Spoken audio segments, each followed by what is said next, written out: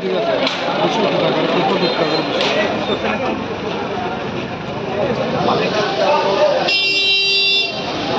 তো জনগণের অনেক অসুবিধার সৃষ্টি করতেছে এবং আপনার উপরেই নির্ভর করতেছে এই জায়গাটা আসলে সঠিকভাবে মেনটেন হচ্ছে কি হচ্ছে। আপনার দোকানের সামনে কি এই ধরনের পরিবেশ থাকার কথা বলেন, আপনি বলেন তো খুশি হতে চাই।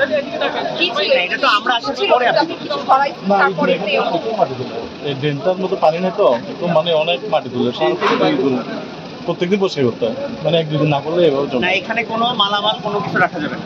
আপনার দোকানটা একদম কর্নারে, আপনার আপনার আপনার দায়িত্ব এখানে সবচেয়ে বেশি, ঠিক আছে, যাতে আপনি রাস্তাটা সঠিকভাবে মেনটেন করেন। তৃতীয়বারে যখন আসবো তখন কিন্তু আপনাকে ডিলিং লাইসেন্স এবং এই ক্ষেত্রে যদি কোনো অনিয়ম পরিলক্ষিত হয় দুইটার শাস্তি একবার আপনাকে বসে তাদের সাথে একটা পরামর্শ করে এটা আপনি জানাবো আপনার সাথে বসবে আর কি স্যার, 2 দিন মালগুলো দেখছি যে সপ্তাহে এক সময় লাগছে, স্যার 1 সপ্তাহ চাচ্ছেন। আচ্ছা, উনি 1 সপ্তাহ সময় চাচ্ছেন, ঠিক 1 সপ্তাহই আপনাকে আমি সময় দিলাম। 1 সপ্তাহ পরে আমার ম্যাজিস্ট্রেটের আবার নাম তখন কিন্তু আর মানে আমি ছিল সেক্ষেত্রে আমরা 3টা দোকানে 2000 করে 6000 টাকা করে জরিমানা করেছি। পরবর্তীতে যদি তারা এই আইন আবার না মানে সেক্ষেত্রে জরিমানার পরিমাণ এবং সংখ্যা দুইটাই